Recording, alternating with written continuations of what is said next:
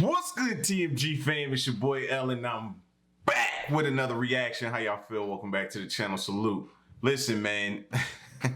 3 disturbing true retail stories. I was about to say horror stories, but it says stories from Mr. Nightmare. You know we got to be on it when Mr. Nightmare drops something because y'all go to tagging me like crazy. But retail stories, man. I'm thinking back to my retail days. I only worked at, I want to say 2 spots that was considered retail back in my younger days, man, was the dollar store and Walmart. And if you ever worked at Walmart during your college and high school years, you hated it. There's no way around it. You hated it, bro. You want to know the thing that some of the things that used to irk me? Like, I was like, as Queen would say, because that's where me and Queen met, she would call me Al Bundy because I worked in the shoe department, man. And people would come around and steal and try on shoes. And when you come around to clean and straighten up, you open up a box of shoes and they dirty shoes be in there. You know what I'm saying? Or somebody would tap on your shoulder and ask you random questions that just don't have nothing to do with nothing, lady. I just want to finish my 8 hours and go home. You know what I mean? I just want to finish my 8 hours and go home. Stop. But yeah, man, I never had any horror stories, disturbing stories, or anything like that from retail. Just annoying stories, man. Annoying customers, man. Customers can be very, very, very annoying, bro. Do you have it in the back? No. Well, can you check? It's not back there. But can you just look for me, please? Okay. You know what people do when you ask them to go to the back? They go through the door, they stand there for a few minutes, and they turn around and they walk back to you. I'm just giving you the God's honest truth, man. Just the truth. All right, so we're going to get into this video, man. 3 disturbing true retail stories. Here we go.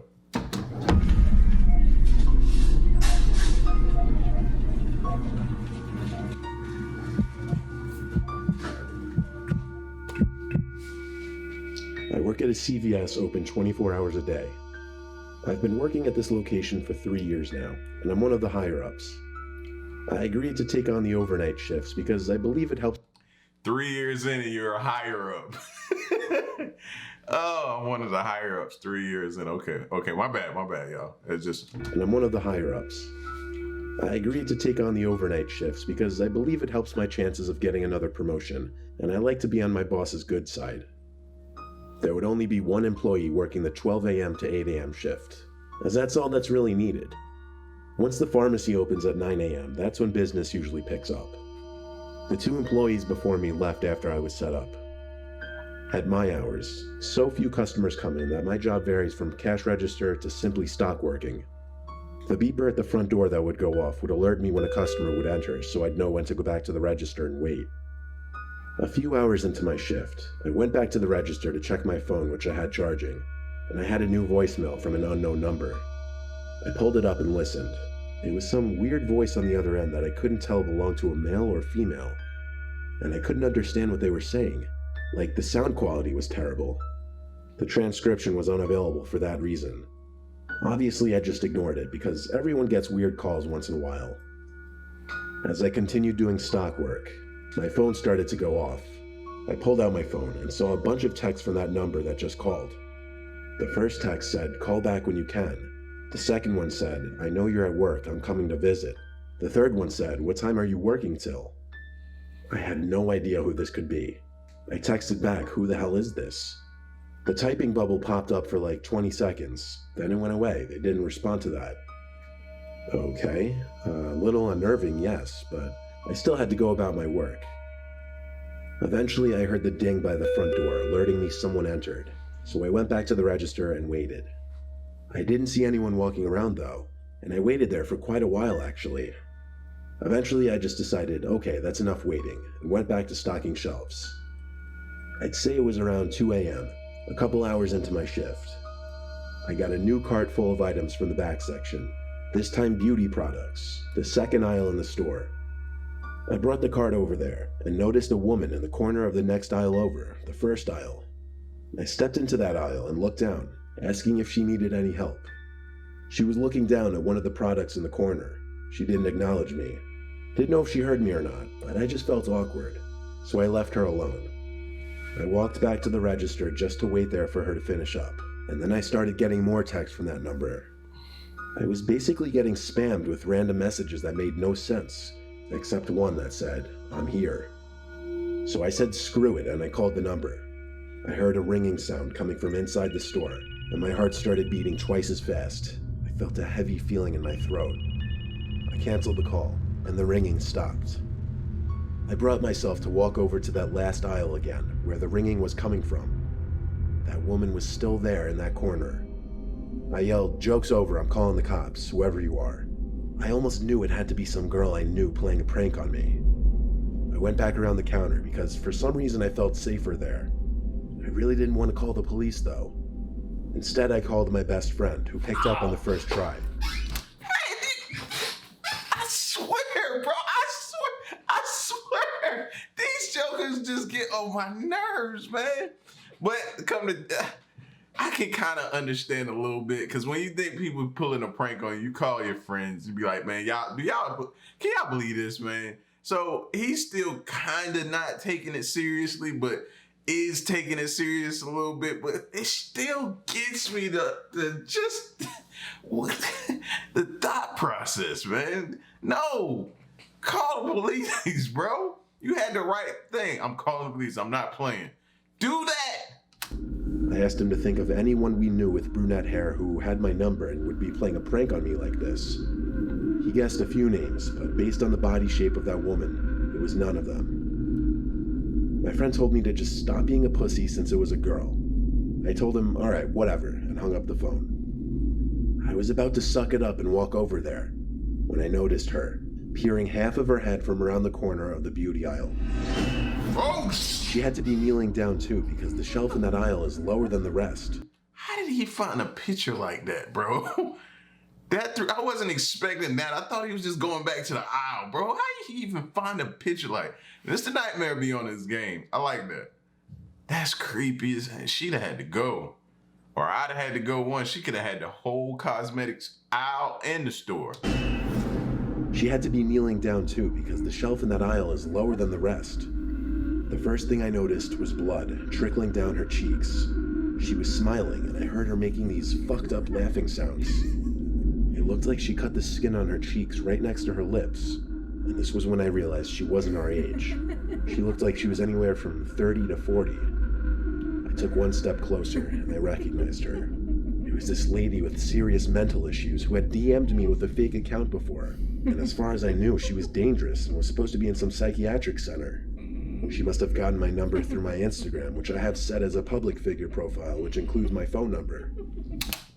See, that's why I'm weary of that type of stuff like that. The whole contact me. I don't even like that. The fact that people have the ability to just, you know what I'm saying? If y'all friends, just to try to reach out and contact you through DM, through the video call or something like that. I think, don't you have to be like mutual? I don't know. I ain't really the social media expert, but I just don't like that type of access.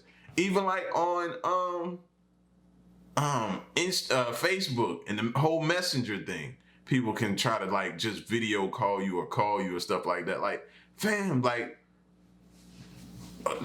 that's weird, bro. That's weird. That's too weird. Nah. Seeing half her bloodied face peering at me, smiling, made me want to yak. I yelled at her to get away or I'd stab her. Of course, a complete bluff. I ran to one of the back aisles and hid from her, and I only sighed a breath of relief when I heard the beep of the front door go off. I went to go check if she was still there, but she wasn't. And so I called 911 and had the police take a report, showed them the CCTV footage, and warned them of her name and that she had serious mental issues. The officers were very nice and told me they'd be in the immediate area in case she returned. I blocked the number she was texting me from, and I like to think the police contacted her family.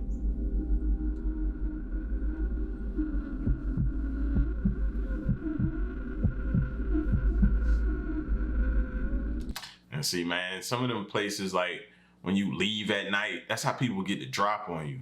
You know what I mean? When we was growing up, it was a dude working at the McDonald's and he got robbed. You know what I mean? Trying to make the nightly drops or whatever. So leaving McDonald's one night, it was like a bunch of people robbed him and beat him up pretty bad. So it's like stuff like that be making me weary. You know what I mean? Especially those secluded little stores that be in the cut and stuff like that, man. You got to be real careful when you roll out of there. It's almost like leaving the club, man. You got to be on point because people will try to get the drop on you. I used to work at the dairy aisle in a grocery store. It was the worst job I ever had. A lot of heavy lifting, expired dairy products, and shivering. The big dairy cooler was in the back of the store, in the area where all the groceries yet to be stocked on the shelves were kept.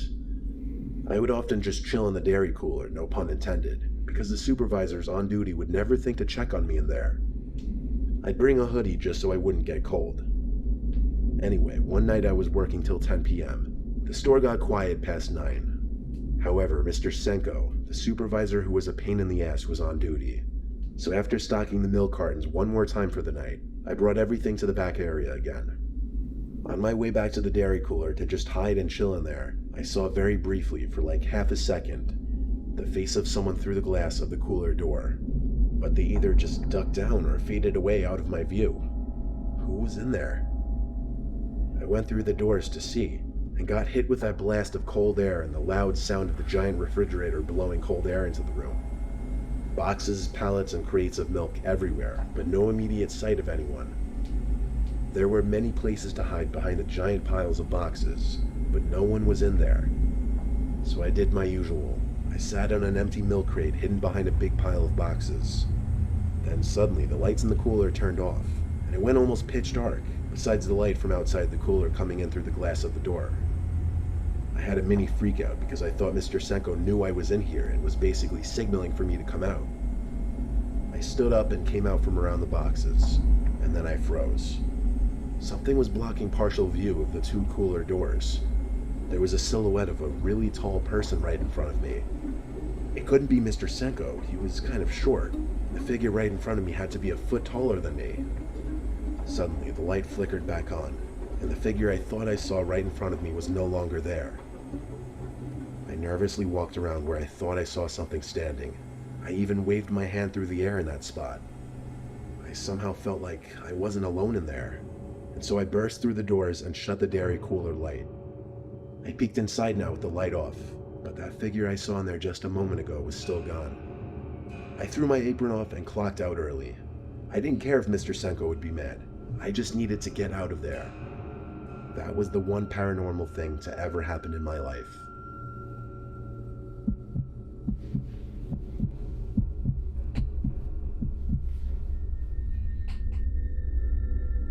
I do overnight stock shifts for various local Lowe's home improvement stores.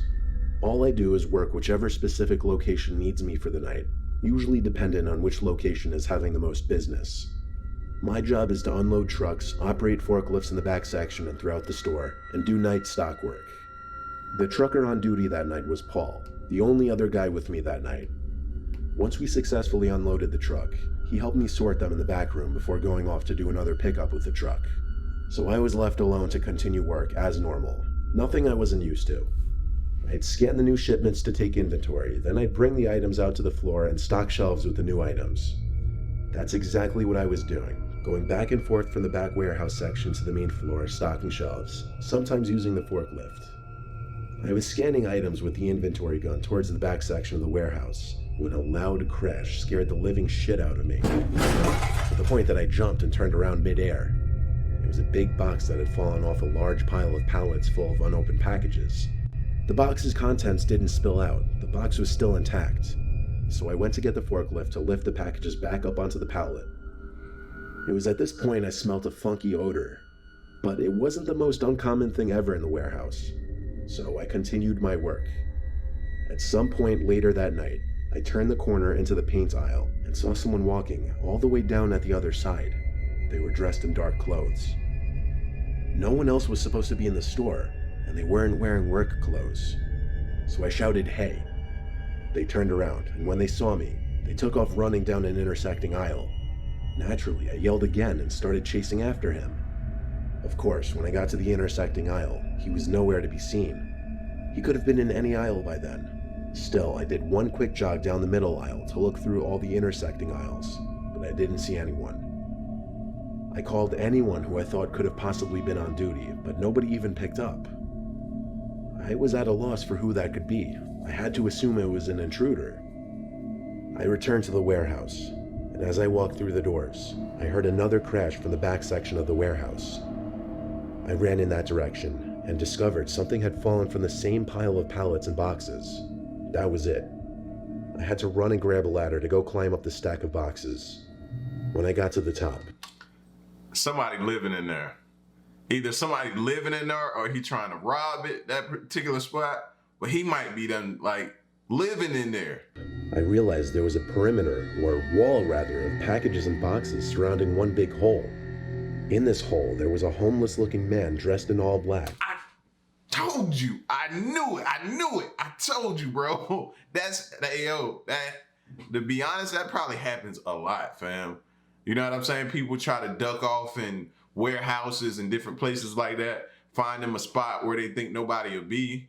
As dangerous as it probably is, you know what I'm saying? But for them, especially probably during the winter months and different things like that, I guarantee you they try all different type of tactics to get into warm spaces to be able to survive the winter and stuff when they don't have nowhere to go. You know what I mean? That would have been crazy though, to run up on somebody like that. Cause at that point, that person is thinking, if he find me, I'm gonna go to jail, or I may need to fight or try to survive or whatever it is. So you gotta be ready.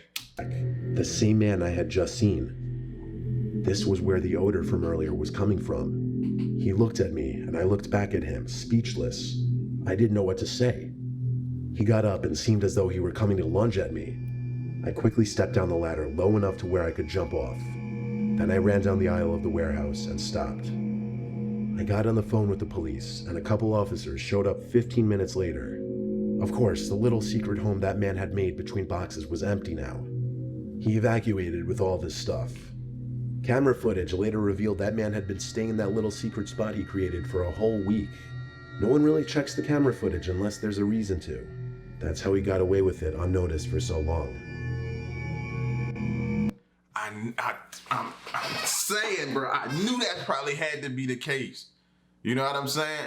And that's kind of sad. It's creepy. It's several different things all wrapped up into one. But you probably got to understand. You got to understand the situation, man. He probably had nowhere to go. He was looking for somewhere warm, peaceful, wouldn't be bothered.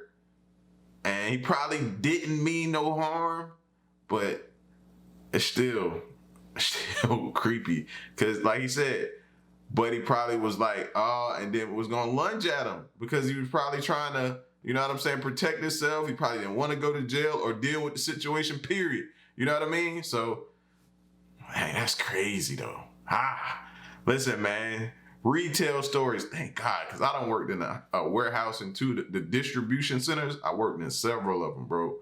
People can get tucked away in some of them aisles, and man, up in them beams and different things like that. Yeah, people you'd be surprised, man. You'd be surprised. That's why I was all too familiar with that right there. Y'all get at me in the comment section though, man. Let me know what y'all think. True retail stories. Till the next reaction, man, I'm out. Peace. Y'all stay solid. Hey.